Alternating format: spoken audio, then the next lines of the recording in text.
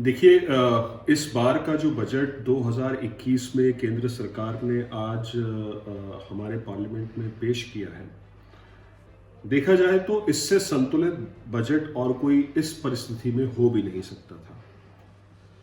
सच मानिए तो आम आदमी के मन में एक ये डर था कि जिन विपरीत परिस्थितियों में हमारी अर्थव्यवस्था अभी चल रही है, जितना खर्च सरकार ने पिछले कुछ महीनों में बढ़ाया है और आगे बढ़ाने की ज़रूरत है, उसको देखते हुए आम आदमी के मन में एक डर था कि कोई नया टैक्स, नया कर, नए तरीके से कोई सेस हमारे ऊपर आएगा या बिजनेसेस के ऊपर आएगा या कंपनीज के ऊपर आएगा। और अगर ऐसा नहीं होता है तो सरकार अपना खर्च नहीं बढ़ाएगी, जो कि अर्थव्यवस्था को मजबूत करने के लिए बहुत ज़रूरी होता है। लेकिन सरकार ने ये दोनों चमत्कार किए हैं। किसी प्रकार के कोई भी नए कर या सेस को किसी भी व्यक्ति, बिजनेस या कंपनी के ऊपर न लगाते हुए सरकार ने अपने खर्च को लगभग 15% बढ़ा दिया है। और जब 15% खर्च बढ़ता है तो आप मानकर चलिए कि उसका एक मल्टीप्लायर इफेक्ट इकोनॉमी में आता है, अर्थव्यवस्था में आता है, जिससे कि अर्थव्यवस्था में कंजम्पशन यानी उपभोग बढ़ता है, लोगों के हाथ में ज्यादा पैसा आता है। और सरकार ने सिर्फ यही नहीं किया कि सिर्फ खर्च को बढ़ाया है, उन्होंने ये भी बताया है कि ये पैसा आएगा कहां से।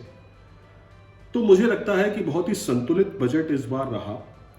100 साल की महामारी में बनाए हुए बजट से लोगों को ऐसी उम्मीद थी कि गेम चेंजर बजट होगा और उसमें ऐसा कुछ कर दिया जाए कि पूरी तरीके से चीजें बदल जाएं।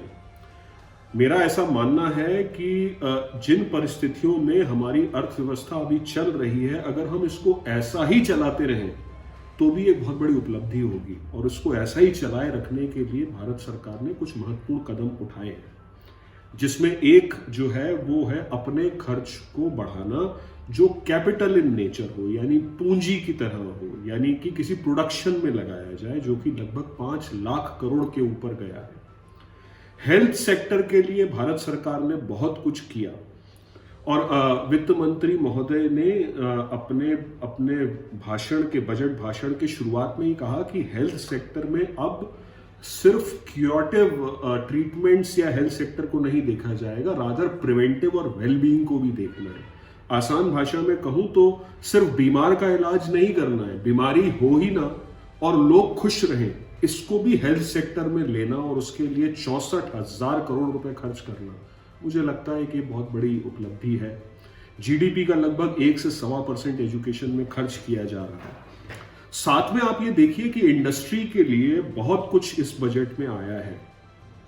जिस तरीके से टैक्स लॉस को सिंप्लीफाई किया गया है, एक आम बिजनेसमैन को अगर उसकी 10 करोड़ रुपए तक की टर्नओवर है, यानी कि सेल है, उसको किसी प्रकार का कोई ऑडिट नहीं करना।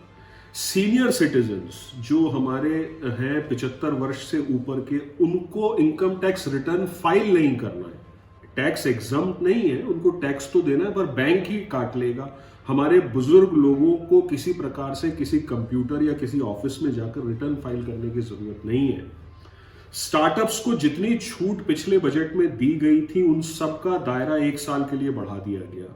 रियल एस्टेट में जो छूट दी गई थी वो दायरा भी 1 साल के लिए बढ़ा दिया गया।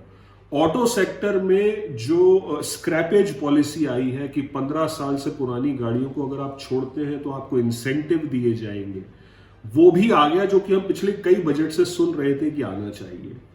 तो आप देखिए कि चाहे वो ऑटो सेक्टर हो, चाहे वो रियल एस्टेट हो, चाहे वो एसएमई हो, चाहे वो टैक्स लॉज हो, सब में सरकार, चाहे वो हेल्थ सेक्टर हो, सब में सरकार ने बहुत कुछ किया है। पैसा आएगा कहां से? सरकार डिसइन्वेस्टमेंट करेगी। जो पिछले साल के डिसइन्वेस्टमेंट टारगेट थे उन्हीं को रखा गया है, उनको पूरा करना है, जिसके लिए डिसइन्वेस्टमेंट पॉलिसी आ रही है।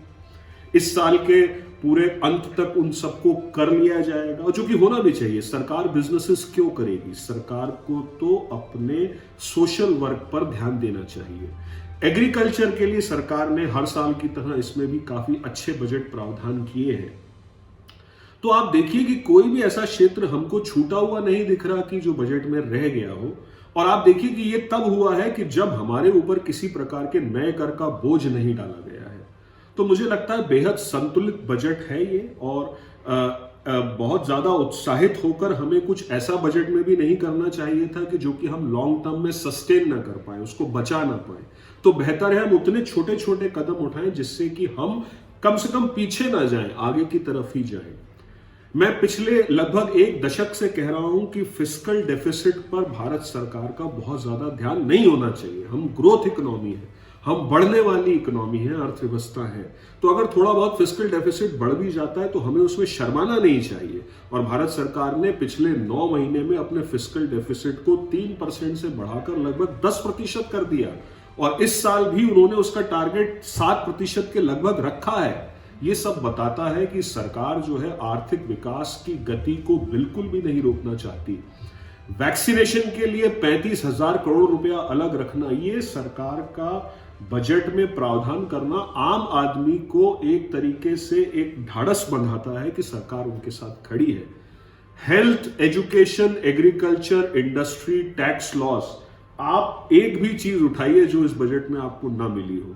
तो मुझे लगता है कि इस पैंडेमिक सिचुएशन में आम आदमी पर किसी प्रकार का कोई बोझ न डालते हुए, बिजनेसेस पर किसी प्रकार का कोई बोझ न डालते हुए भी जिस तरीके से भारत सरकार ने अर्थव्यवस्था को गति बनाए रखने के लिए प्रावधान किए हैं, उसकी भूरी भूरी प्रशंसा की जानी चाहिए। हालांकि हर बजट में उम्मीदें हमारी होती हैं और एक आम इंसान उम्मीदों का पुतला है, तो वो तो चाहता ही है कि और भी उसको मिले। तो मुझे उम्मीद है कि इस बजट से एक चीज और भी साफ होती है कि पॉजिटिव बायस सरकार का दिखता है अर्थव्यवस्था के प्रति। हाँ, थोड़ा सा वो सजग है, थोड़ा सा सतर्क है। वो ये देखना चाहते हैं कि जो मोमेंटम इकोनॉमी में है ये स्थायी हो। उसको देखते हुए उसकी गति बनाए रखने के लिए उन्होंने इस तरीके का बजट जो है वो बनाया है।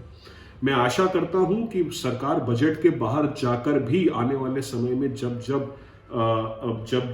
अर्थव्यवस्था को जरूरत होगी, सरकार प्रावधान करती रहेगी। तो मुझे लगता है कि इस बजट को अगर हमें कुछ मार्क्स देने हो तो 10 में से 7 से 8 नंबर तो हम बड़े आराम से इस बजट को दे सकते हैं। धन्यवाद। कैसा लगा ये वीडियो हमें कमेंट सेक्शन में ज़रूर बताएं, और अगर ये वीडियो पसंद आया हो तो इसे लाइक और शेयर भी करें, और हमारे channel Asia net news Hindi को सब्सक्राइब करना ना भूलें, और इसके नोटिफिकेशन पाने के लिए बेल आइकन को ज़रूर दबाएं।